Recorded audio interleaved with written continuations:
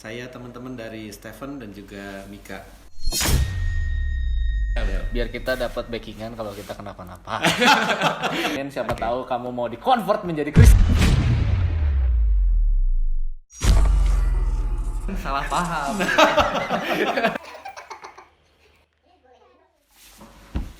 Halo guys, balik lagi bersama Antara. Di sini kita mau bahas tentang apa itu toleransi sih di Indonesia. Nah, kemarin kan kita udah janji nih di vlog bahwa kita akan bahas parenting. Nah, di sini juga kita akan membahas ya dikit-dikit slightly tentang parenting juga. Dan sekarang kita kedatangan bintang tamu. Kita bukan kedatangan, kita mendatangi. Kita yang mendatangi markasnya. Halo. Kita lagi di gereja. Dan Saya James Patimahu. Saya teman-teman dari Stephen dan juga Mika. Udah, itu aja kali ya. Gelarnya mana? istri 1, anak 2, belum terbalik ya. Pengennya istri 2, anak 1. kita hari ini mau bahas toleransi nih. Toleransi antar umat beragama. Ini cukup cukup riskan juga topiknya. Makanya kita bawa pemuka agama ya. Halo. Salah satu agama dari 6 yang diakui di Indonesia. Iya, betul. Biar kita dapat backingan kalau kita kenapa-napa. Seperti itu. Oke. Pertanyaan apa? Jam ini kita topiknya agak berat nih ya. Iya. Toleransi antar umat beragama. Kita mulai dari definisi aja lah. Oke. Define toleransi menurut Kojem ini seperti apa sih? Ya.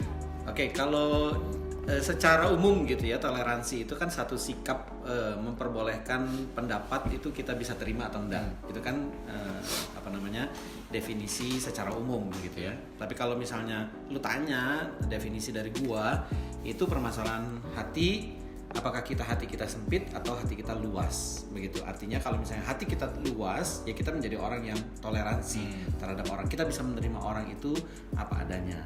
Itu definisi tentang toleransi kira-kira gitu. Berarti dari situ itu kita bisa melihat pentingnya toleransi sejak dini itu. Sangat. Karena begini, lu kan nggak mau ketemu sama keluarga lu doang kan ya. Iya. Mika nggak mau cuman ketemu sama Stephen doang, sama Daniel doang, sama papa mama doang. Tapi kan nanti kita one day kita tuh akan keluar dari rumah, kita ketemu sama banyak orang. Ya. Kalau misalnya kita punya hati kita itu luas, lapang, ya kita bisa bukan hanya menerima orang, tetapi kita juga bisa diterima sama orang kira-kira Iya, begitu. betul. Karena juga di dunia perkuliahan juga kan semua udah mulai bebas. Betul, gitu kan. betul. Jadi, emang dari kecil itu sudah penting lah ya Iya. mengerti toleransi itu apa. Iya. Oke, lo nanya. Pancasila kan sebagai dasar toleransi ya. Oke. Di sila pertamanya adalah ketuhanan yang Maha Esa. Iya. Kaitannya toleransi sama agama tuh apa sih? Gimana sih? Sebenarnya sih agama itu sangat punya peranan penting di dalam istilahnya mendidik orang atau mendidik penganut agama tersebut untuk bisa punya sikap yang toleransi terhadap orang lain. Terutama kita di Indonesia ya. Kita itu ada istilahnya satu slogan Bhinneka Tunggal Ika. Lalu kemudian kita juga dari mungkin 200 lebih suku yang ada di Indonesia, mulai dari Sumatera sampai ke Papua. Lalu kemudian kita juga ada 6 agama, ya kan? Nah, jadi artinya sikap toleransi atau punya hati yang luas terhadap orang lain, menerima orang lain itu apa adanya itu sangat penting. Kalau enggak kita jadi bangsa yang berantem terus, ribut terus, nggak terima orang, konflik terus, kira-kira begitu. Terus cara ningkatin toleransi sendiri gimana nih? Yang pasti kalau menurut gua ya, cara kita meningkatkan hati yang punya sikap hati yang toleransi terhadap orang lain, artinya kita perlu terus-menerus diasah. Nah, itu makanya pentingnya pendidikan dari rumah. Jadi memang anak-anak itu harus dididik. Yang pertama itu kan dari orang tua, dari rumah gitu. Kan lu waktu lahir kan nggak langsung disekolahin kan ya. Enggak. Nah, lu waktu lahir lu dididik di rumah, diajarin dari rumah begitu kan ya. Lalu kemudian mulai nanti lu masuk ke dunia sekolah, TK, SD, SMP gitu kan. Nah, dari sekolah itu juga mesti terus dididik gitu ya, diasah supaya mereka anak-anak itu, murid-murid itu bisa punya hati yang bisa terima buat semua orang, kira-kira begitu. Menerima perbedaan gitu. Menerima perbedaan. Nanti begitu lu masuk kuliah, universitas, kira-kira begitu kan. Nanti lu masuk ke dunia kerja, itu udah makin kompleks, makin banyak lagi orangnya, kira-kira gitu. Jadi memang sangat penting kalau untuk mengasah satu anak untuk bisa punya sikap hati yang toleran. Nah tapi kan kok kita kan di era sekarang itu kita nggak bisa jauh-jauh lah sama media gitu kan. Betul. Apalagi di negara begini kan lagi maju gitu kan. Iya. Dan Indonesia juga udah update ya, dicabut ya dari negara berkembang ya, jadi negara maju. Iya katanya. Nah, Gue baru ya. denger ya. Udah. Oh lu baru dengar justru. Expected ya, unexpected ya. Iya benar. Emang terjadi ya teh. Nah kita kan di sekitar kita Bagus kan lah. banyak teknologi dong ya kan. Iya. Seiring berkembangnya zaman itu teknologi Oke. semakin banyak, bahkan segala umur lah teknologi itu udah dipegang segala umur, bahkan Betul. dari kecil juga lu udah pegang gadget kan biar lu gak nangis terus kan dibeliin gadget gitu Iya. kan. Nah di gadget itu kan terkandung banyak media kok, Betul. banyak media-media yang mau ya negatif maupun Ya. positif itu Ya. semua kita yang kontrol kan. Betul. Apalagi anak kecil gitu, anak kecil kan Ya. belum bisa ngontrol. Nah pengaruh nggak sih ke toleransi itu? Kalau menurut gua sangat gitu ya. Apa yang gini loh, manusia itu kan apa yang dia lihat, apa yang dia denger begitu kan. Karena media itu kan bukan hanya sekedar masuk di gadget, masuk Ya. juga di TV juga, itu kan juga termasuk juga media begitu ya. Mungkin sekarang orang udah jarang denger radio atau mungkin jarang baca koran misalnya. Ya. Semua koran udah masuk ke gadget kan. Nah, apa yang dia baca, apa yang dia denger itu semua mempengaruhi dirinya. Nah itu sebabnya kalau untuk anak-anak gitu ya sangat penting itu peran dari orang tua untuk screening kira-kira gitu. Jadi bagaimana mereka bisa punya pembatasan terhadap anak-anak misalnya gitu ya. Misalnya anak gua sih memang umur 12 memang kita baru kasih pinjem dia handphone gitu ya, handphone. Lalu kemudian buat dia karena kemarin kan pembelajaran jarak jauh. Nah itu di handphonenya itu juga ada pembatasannya. Lu nggak bisa download sembarangan, lu nggak bisa buka YouTube sembarangan. Begitu. Parental control gitu. Parental Kontrol. kontrol dari orang tua itu sangat penting gitu. Jadi itu kita mesti jaga gitu. Jangan sampai mereka nonton sesuatu hal yang kira-kira nggak baik buat perkembangan diri mereka sendiri, kira-kira begitu. Karena balik lagi apa yang dia lihat Pengaruh berarti ya. Makanya yang ngomong-ngomong soal parenting ya, yang kemarin juga kan ada ribut-ribut tuh di Amerika kan, Ya. soal rasisme. Ada slogannya kayak begini, we are not born racist, Ya. kan? We raised racist. Ya. Jadi makanya itu peran orang tua itu sangat penting Betul. kan dari situ. Betul. Untuk kalian juga, makanya untuk para orang tua tolong gitu kan, ya mungkin ada yang WFH gitu kan, jadi mungkin kalian juga bisa ngontrol juga anak kalian gitu kan, Betul. lebih kasih perhatian gitu kan, supaya ya kalau anak kalian tuh bisa dikontrol gitu kan. Ya. Dan juga lu ada pertanyaan nggak mengenai media?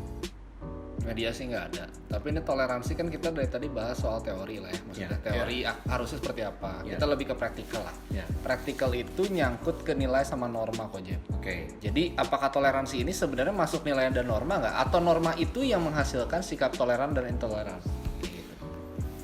Sebenarnya kalau soal hukum begitu ya, karena norma ini kan berbicara masalah hukum ya. Hukum itu kan memang juga sesuatu hal yang dididik kepada anak-anak, kepada orang, kira-kira begitu kan ya. Sebenarnya kalau sikap toleransi terhadap orang lain begitu ya, sebenarnya ada sedikit hubungannya dengan hukum begitu ya. Tetapi bukan berarti orang yang tahu hukum pasti akan jadi orang yang toleran. Belum tentu begitu ya. Orang yang punya keagamaan tinggi begitu ya, dia mungkin pemuka agama ya, atau petinggi-petinggi atau pemimpin-pemimpin agama, belum tentu juga punya sikap yang toleran terhadap orang lain.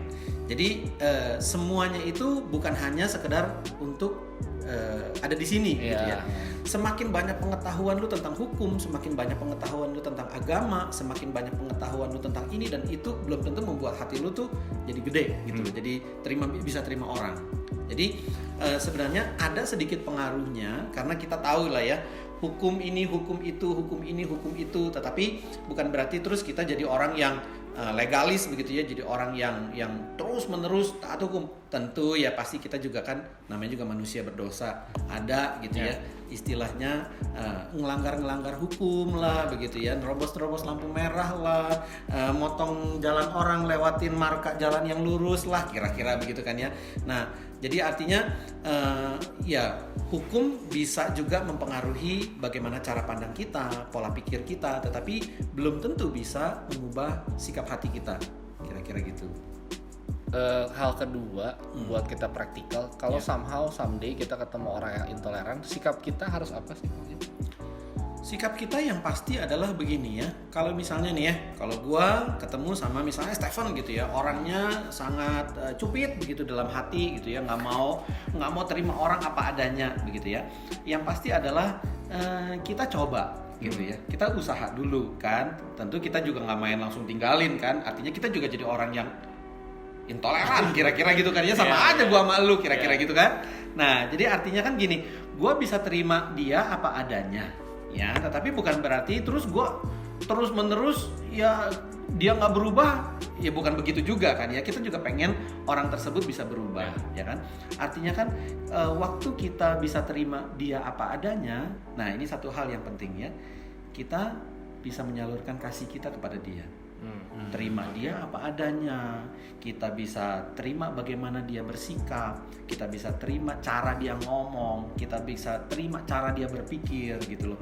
Jadi artinya kan ada sesuatu hal yang bisa kita korbankan. Nah itu sikap yang toleransi. Nah tetapi bukan berarti terus kita membiarkan dia dengan kondisinya dia seperti itu. Ya sesekali kita bisa asah dia, kita bisa kasih masukan buat dia, arahin dia, kira-kira begitu. Cuman ya kalau memang dia orangnya batu banget, ya istilahnya begitu ya. Nah artinya kan kita juga nggak bisa keras lawan keras. Kadang-kadang bahasa gua istilahnya kita mesti tarik ulur lah gitu ya. Kadang-kadang kita kencengin, kita betot gitu. Kadang-kadang kita mesti ngulur, kira-kira gitu kan ya. Jadi artinya kita juga punya hati yang rada fleksibel gitu. Tetapi bukan berarti fleksibel nggak punya pendirian gitu. Tapi kita tahu bahwa dia memang tipikalnya kayak begini gitu. Nah, butuh waktu kita untuk mempelajari dia kan. Nah, artinya kita juga butuh waktu juga untuk bisa dalam tanda petik mengubah dia, kira-kira gitu. Yang penting kita udah take part menjadi orang yang toleran. Betul. Nah, sebelum kita ke praktikal nih kalau untuk toleransi ya. Kita juga udah masuk praktikal. Iya, nah. Maksudnya belum itu gitu ya. Kita harus mengerti dulu fungsinya dong. Ya nggak sih? Ya. Pentingnya itu. Jadi kita baru ada dorongan untuk kita praktik lah. Manfaatnya lah kira-kira jadi orang yang selama ini kita lah. bahas-bahas, tapi manfaatnya apa sebenarnya? Iya, sebenarnya manfaatnya apa sih? Sorry nih ya kalau mau pakai istilah bahasa egois gitu ya. Okay. Ya istilahnya gini, kan segala sesuatu yang kita kerjakan itu kan pasti ada yang sesuatu aksi yang kita lakukan itu kan pasti ada reaksi, ya kan? Nah, ini bukan hukum apa Newton gitu ya, bukan ya, tapi maksudnya gini, apa yang kita ngomong, cara kita ngomong pasti orang akan berespon, ya kan? Apa yang kita lakukan pasti ada reaksi dari orang lain, ya. Intinya adalah begini, bukannya gue ngajarin sesuatu hal yang egois ya, tetapi maksudnya secara umum gitu ya, common sense lah kita ngomong. Segala sesuatu yang kita lakukan pasti baliknya ke diri kita. Betul. Gitu. Betul. Mungkin ada satu statement istilah tabur tuai lah, kira-kira gitu. Apa yang kita tabur itu yang kita tuai gitu kan. Jadi waktu misalnya gini, lu nggak bisa nerima orang lain, hati-hati ya. Orang lain juga belum tentu bisa terima lu. Waktu lu nggak bisa terima pendapat orang lain, hati-hati, kadang-kadang atau jangan-jangan orang lain juga nggak bisa terima pendapat lu. Nah, jadi sikap yang toleransi itu sebenarnya adalah begini, waktu lu bisa terima orang, waktu lu bisa terima pendapat orang, waktu lu bisa dengerin orang berpendapat, nah itu sebenarnya buat diri lu juga, kira-kira begitu, supaya orang juga bisa lakukan hal yang sama, kira-kira gitu. Ya, ini bukannya satu hal yang egois sih sebenarnya, tetapi ya hati-hati gitu ya. Kan segala sesuatu yang kita kerjakan itu berbalik ke diri sendiri. Kira-kira gitu. Terakhir nih, sebelum kesimpulan ya, sebelum kesimpulan. Sebenarnya pemahaman yang rendah, pemahaman yang kurang terhadap agamanya sendiri pada suatu orang itu ngaruh nggak sih ke sikap dia punya sikap toleransi? Dan juga itu menghasilkan intoleransi sih. Jadi gini, kalau misalkan agamanya A nih, gua agamanya A, gua nggak terlalu ahli nih, gara-gara nggak terlalu ahli itu outputnya gua jadi intoleran gitu nggak sih? Gitu. Sebenarnya sih secara umum gini ya, apa yang lu tahu itu kan bisa merubah hati lu dan merubah kelakuan lu kan. Intinya kan begitu kan. Yeah. Semua itu berawal dari sini kan istilahnya gitu kan. Makanya ada istilah IQ gitu kan, intelligence quotient gitu. Tapi juga kan ada emotion gitu kan. Itu semua terpengaruh di berkaitan dengan yang namanya hati kan istilahnya gitu. Nah, kalau menurut gua ya, semakin tinggi seseorang terhadap satu agamanya dia gitu ya, itu belum tentu banyak merubah hatinya dia. Tetapi kalau dia mau jujur-jujuran lah istilahnya begini ya, kalau dia tahu agamanya itu benar, kalau dia menjalankan agamanya secara benar, dia pasti menjadi orang yang toleransi. Nah, kalau misalnya dia tahu agamanya benar dan mungkin katanya dia menjalankan agamanya secara benar, tapi outputnya dia jadi orang yang intoleran. Nah, gua nggak tahu deh tuh yang korslet di mana tuh, kira-kira gitu kan.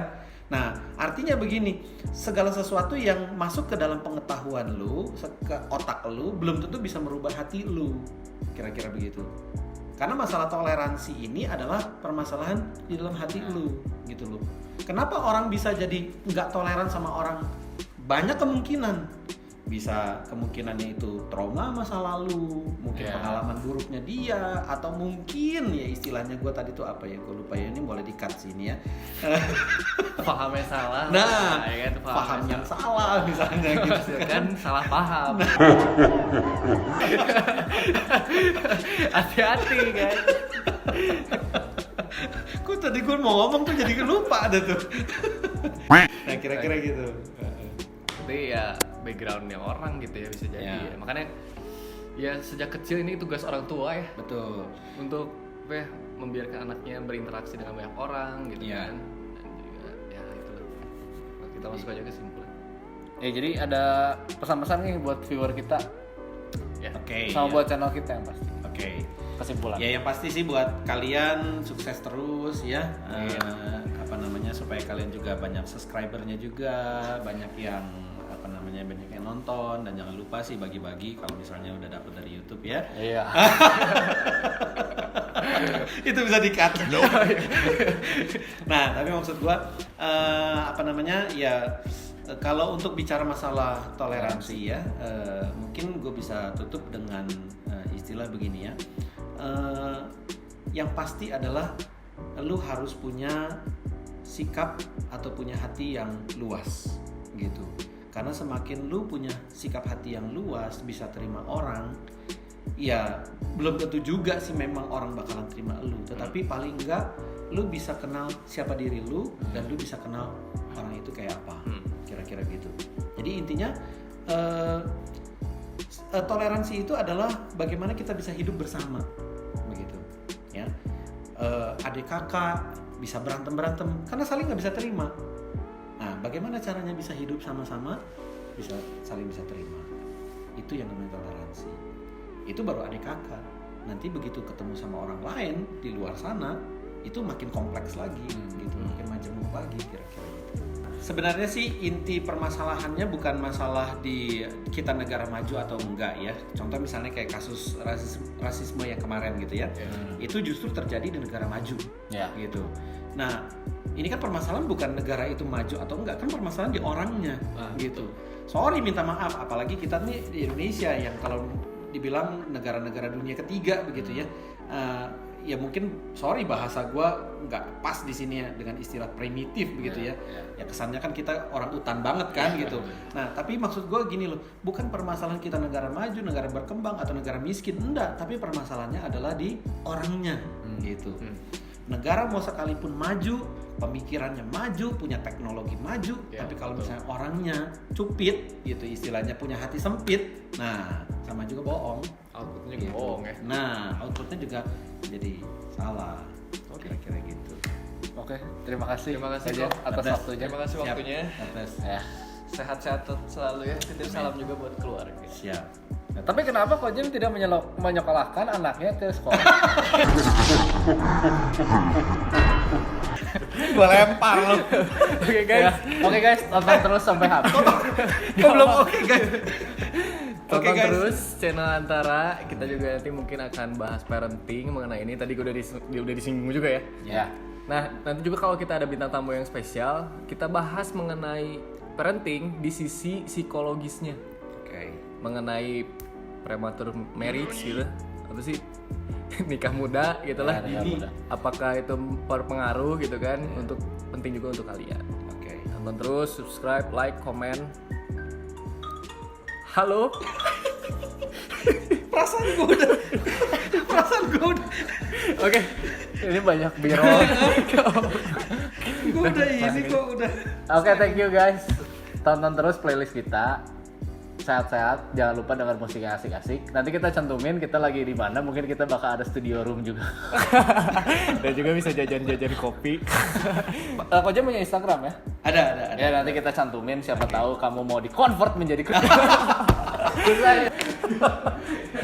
Ini gue nggak tahu luaran tuh udah selesai apa belum sih kok. Nah, ini banyak biro podcast.